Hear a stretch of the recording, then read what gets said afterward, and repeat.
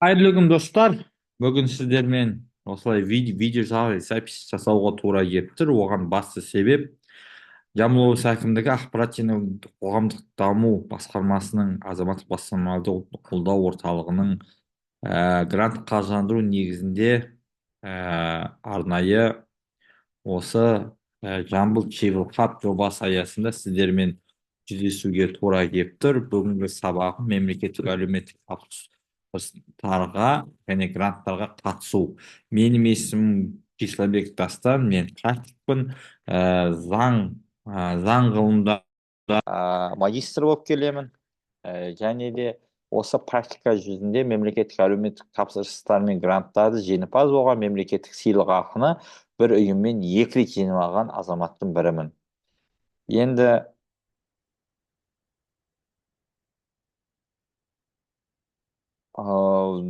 мемлекеттік гранттар мен тапсырыстарға қатысу үшін басты бірінші нәрсе ол info.gov.kz базасында есебінде болу қажет, ол міндетті түрде. Екінші, жозықсыздар тізілімде болмауы тиіс. Үшіншіден, қоғамдық бірлестік, қоғам қор, заңды тұлғалар бірлестігі формасымен қатыса алады. Бұл енді екеуіне де бірдей қатысты. Енді мемлекеттік грант туралы айта кететін болсақ, оператор сайты cis.kz. cis.kz арқылы сіздер қандай гранттар шығып жатыр, қаяқта шығып жатыр, не шығып жатыр, соған толықтай ақпарат ала аласыздар, және қалай қатысуға болатындығы туралы толықтай жазылады және көрсетіледі. Оған қосымша сол гранттың қатысқан кезінде бүкіл кіммен хабарласу керек, бүкіл телефондар көрсетіледі.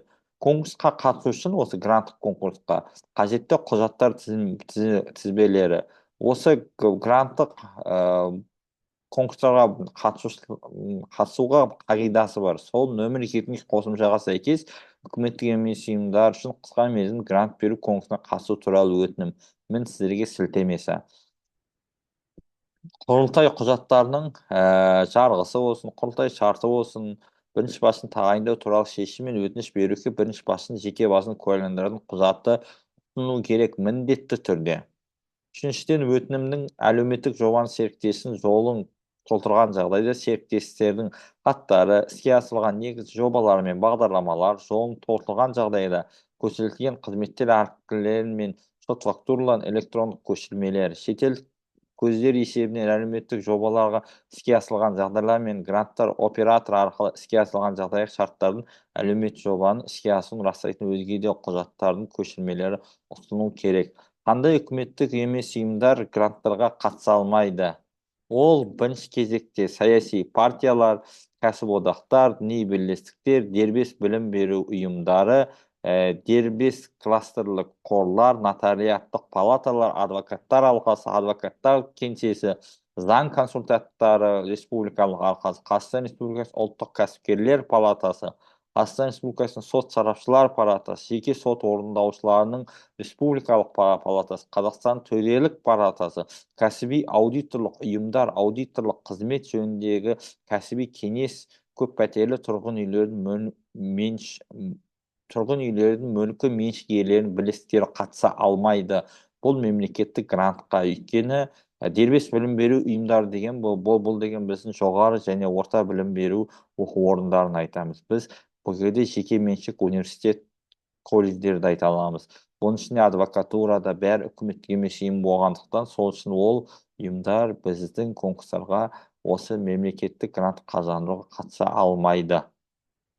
Құқықтық негіздің азаматтық бастамалардың, азаматтық қоғам институттарының әлеуетін Қазақстан Республикасы мемлекеттік әлеуметтік тапсырыс үкіметтік емес ұйымдарға арналған гранттар және сыйлықақылар туралы Қазақстан Республикасының 2002 жылғы 12 сәуірдегі нөмір 36 заңға сәйкес Қазақстан Республикасы ақпарат және қоғамдық даму министрінің 2022 жылдың 26 қыркүйектегі нөмір 460 бұйрығымен бекітілген мемлекеттік гранттар қалыптастыру мен мониторингілеу және олардың тиімін бағалау қағидаларына сәйкес әлеуметтік саланы дамытудың өзекті мәселені шешуге тарту мақсатында өткізіледі. Негізі мемлекеттік грант қаржыландыру. Енді өтінім қол қою үшін өтінім беруші осы қағидаларға айқындалған үкіметтік емес ұйымдарға мемлекеттік гранттарға беруге арналған конкурс өткізу шарттары мен тәртібіне келісім беруі.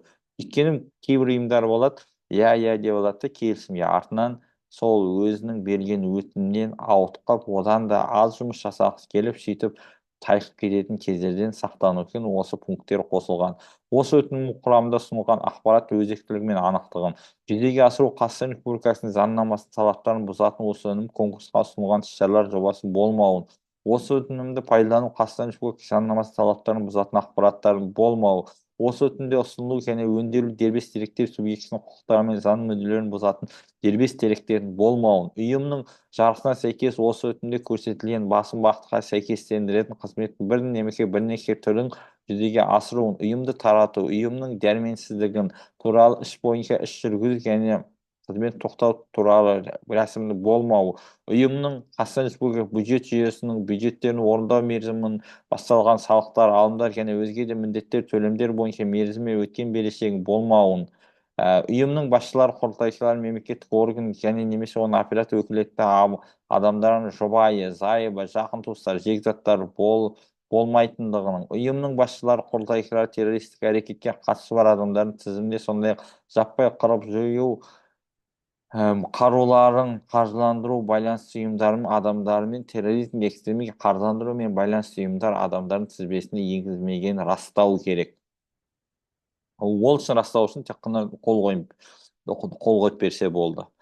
Мемлекеттік әлеуметтік тапсырысқа келетін болсақ, мемлекеттік әлеуметтік тапсырысқа қатысу конкурсы бұл тапсырыс беруші үкіметтік емес ұйымдардың жұмыстарын көрсетілген қызметтерін сатып алуға бағытталған және мемлекеттік әлеуметтік тапсырысын ықтимал өнім берушілер арасында ашық әрі адал бәсекелестік қамтамасыз ететін ықтимал өнім берушінің анықтау әдісі болып табылады.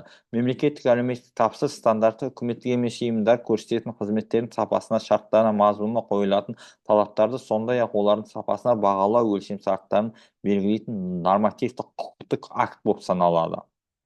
Мемлекеттік әлеуметтік тапсырыс Қазақстан Республикасының мемлекеттік әлеуметтік тапсырыс стратегиялық әріптестікті іске асыруға арналған мемлекеттік тапсырыс үкіметтік емес ұйымдарға арналған гранттар мен сыйлықақылар туралы заңға және Қазақстан Республикасы мемлекеттік сатып алу туралы заңнамасына сәйкес жүзеге асырылады. Мемлекеттік әлеуметтік тапсырысқа қатысуға goszakup.gov.kz порталында тіркелу міндетті.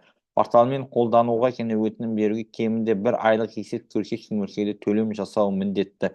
Демпингтік бағасы түсірілетін бағасы тек қана 10% құжаттарды электронды нұсқада сканерлеп қосылады. Және бірінші қосымша толтырылады. 15-ші қосылса, бұны біз техникалық ерекшелік деп айтамыз, соны толтыру қажет міндетті түрде. Одан екінші қосымшаға беру керек. Екінші қосымшада келісім беріледі. Осы ақпараттардың бәрін шынайылығы және соған жауапты екенін және сол ақпараттардың ертеңгі күні бір-бірімен сәйкес еместігін дәлелдеуге келісім.